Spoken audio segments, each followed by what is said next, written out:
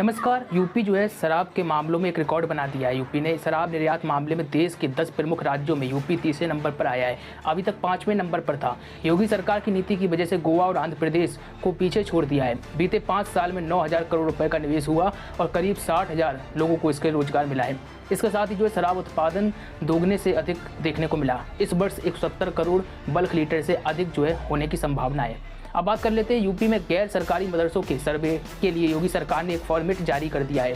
इस संबंध में सभी जिला मुख्यालयों को आदेश भेजा गया है और 12 बिंदुओं पर रिपोर्ट तलब की गई है।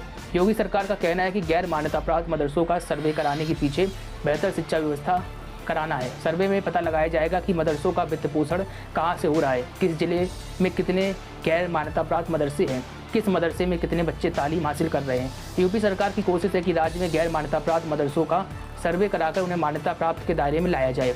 पात्र मदरसों को उत्तर प्रदेश जो है मदरसा बोर्ड से मान्यता दिलाने का प्रयास किया जा सकता है। सरकार ने राज्य के सभी गैर मान्यता प्राप्त मदरसों का सर्वे 5 अक्टूबर तक कराने के दिशा निर्देश जारी किए हैं। सर्वे का काम पूरा होने के बाद रिपोर्ट तैयार की जाएगी। ये फॉर्मेट भी हम आपको दिखा रहे हैं। जिलाधिकारियों को अपने अपने जो है जिले के गैर मान्यता प्राप्त मदरसों की सर्वे रिपोर्ट शासन को 25 अक्टूबर तक भेजनी है।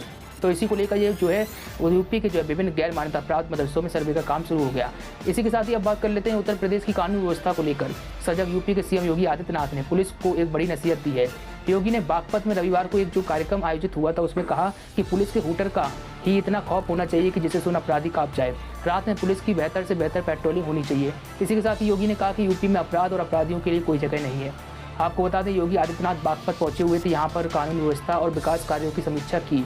इसी के साथ ही उन्होंने कहा है कि अपराधियों को किसी भी हालात में जो है बख्शा नहीं जाना चाहिए। हमने पहले दिन से ही यूपी में अपराधियों के समूल नाश का संकल्प लिया था और उसे पूरा करने का काम भी कर रहे हैं। अब एक अच्छी खबर निकल कर आ रही है। अयोध्या में राम मंदिर का निर्माण तेजी के साथ चल रहा है। इस बीच जो है राम भक्तों के लिए एक बड़ी खबर है। बताया जा रहा है कि दिसंबर 2023 तक गर्भगृह का निर्माण कार्य पूरा हो जाएगा और 2024 की मकर संक्रांति तक जो है गर्भगृह में रामलला विराजमान हो जाएंगी। उनकी मूर्ति में प्राण प्रतिष्ठा भी हो जाएगी। श्री राम जन्मभूमि तीर्थ क्षेत्र न्यास की जो है एक बैठक आयोजित हुई, जिसमें आपको बता दें निर्माण कार्यों का जायजा लेने के दौरान रामलला के मंदिर में विराजमान होने के समय का आकलन किया गया, जिसमें न्यास के सदस्यों ने दिसंबर 2023 तक मंदिर के पहले फ्लोर का निर्माण हो जाने की उम्मीद जताई है। अब बात कर लेते हैं पूरे प्रदेश भर में जो है बिजली से जुड़ी हुई समस्याओं का समाधान करने के लिए विद्युत समाधान सप्ताह का शुभारंभ आज हो चुका है। इसके आपको बता दें इसके तहत प्रदेश के सभी जनपदों में हर बिजली जो है घर पर सुबह 8 बजे से लेकर शाम 8 बजे तक जो है बिजली से जुड़ी तमाम परेशानियों का निस्तारण त्वरित किए जाने का काम किया जाएगा और इसी को लेकर ये कैंप आयोजित किए जा रहे हैं। अब बात कर लेते हैं ज्ञान वापी मस्जिद केस में। तो मुस्लिम को आपको बता दें कोर्ट की मुस्लिम जो है पक्ष की याचिका को खारिज कर दिया गया। वाराणसी की जिला अदालत ने ज्ञान वापी मस्जिद केस में फैसला किया है। कोर्ट ने मुस्लिम पक्ष की याचिका खारिज कर दी है। कोर्ट ने कहा है कि याचिका सुनने योग्य नहीं है। अब बात कर लेते हैं यूपी के फतेहपुर जिले में जो है इटावा की रहने वाली नाबालिग हिंदू लड़की का जो है हॉस्पिटल में धर्मांतरण कर निकाय कराने वाले मौलाना हाफिज मोहम्मद निजामुद्दीन को पुलिस ने गिरफ्तार कर ली और जेल भेज दिया, जबकि हॉस्पिटल का संचालक जो है डॉक्टर जुनैद को पुलिस पहले ही गिरफ्तार कर जेल भेज चुकी है। आपको बता दें घटना थाना कोतवाली क्षेत्र के बाकरगंज स्थित आकांक्षा हॉस्पिटल की बताई जा रही है। इसी के साथ ही अब बात कर लेते हैं महानिदेशक डीजी स्कूली शिक्षा विजय किरण आनंद ने कहा है कि निपुण प्रदेश बनाने के लिए बेसिक शिक्षा परिषद के प्राथमिक विद्यालयों में कक्षा शिक्षण की जो है ऑनलाइन मॉनिटरिंग की जाएगी। हर विद्यालय को भेजी गई संदर्शिका में इसका जो है उल्लेख किया गया है।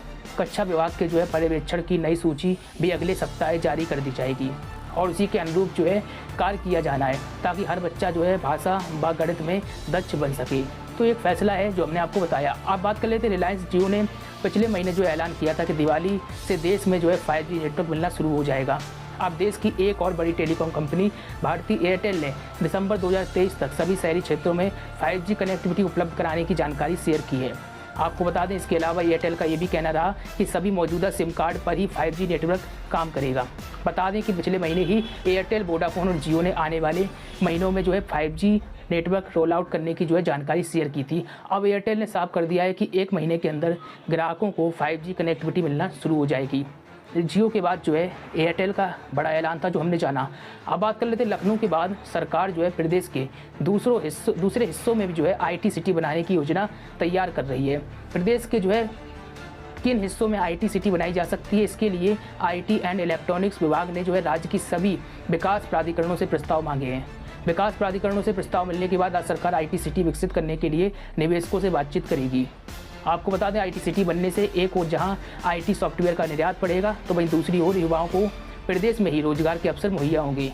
अभी तक प्रदेश में नोएडा को छोड़कर कोई बड़ा IT हब नहीं है। इसी के साथ ही लखनऊ में SCL, IT सिटी और TCS के दफ्तर हैं। अब बात कर लेते हैं प्रधानमंत्री मोदी से जुड़ी हुई एक बड़ी खबर आ रही है। दरअसल प्रधानमंत्री नरेंद्र मोदी को देश विदेशों से कई उपहार मिले हैं जो समय समय पर उन्हें मिलते ही रहते हैं, पहले भी मिले और भविष्य में भी मिलेंगे।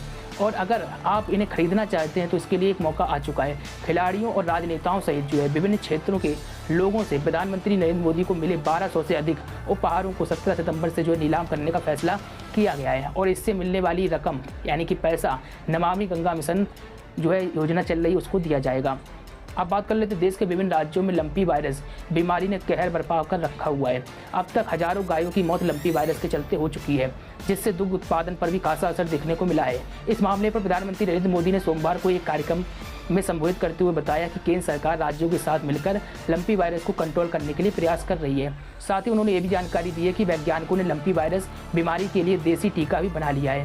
प्रधानमंत्री मोदी ने बताया है कि कई राज्य मवेशियों में लंपी वायरस स्किन बीमारी से जूझ रहे हैं और यह बीमारी डेयरी क्षेत्र के लिए चिंता का विषय बनकर उभरी हुई है।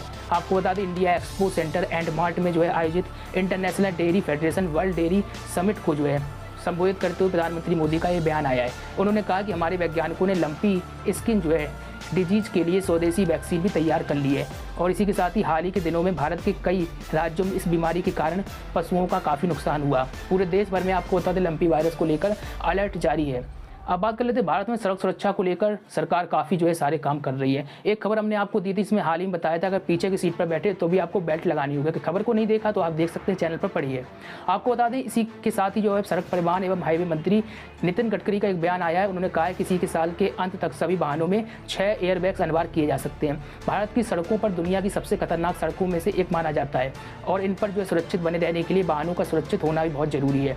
ऐसे में सड़क दुर्घटनाओं में जान गंवाने वालों की संख्या में कमी लाने के लिए 6 एयरबैग्स बहुत ही बड़ा किरदार यानी कि रोल अदा कर सकते हैं। इसको लेकर तैयारियां की जा रही हैं। अब बात कर लेते रिजर्व बैंक ऑफ इंडिया ने खाता धारकों की सुरक्षा को देखते हुए एक और बैंक का लाइसेंस रद्द कर दिया। नियमों की अनदेखी के कारण रिजर्व बैंक ऑफ इंडिया ने पहले भी कई बैंकों और वित्तीय संस्था का लाइसेंस रद्द किया है और अब हाल ही में पुणे स्थित रूपी सहकारी बैंक लिमिटेड का लाइसेंस को रद्द कर दिया। आपको बता दें RBI द्वारा दिए गए इस फैसले के बाद 22 सितंबर से रूपी सहकारी बैंक का कामकाज बंद हो जाएगा। निश्चित तौर पर इसमें जिसका पैसा होगा उनको निकालने में दिक्कतों का सामना करना पड़ सकता है। क्या लगातार बने खबरों को पढ़ना चाहते हैं JMHnews.in पर विजिट करें। नमस्कार।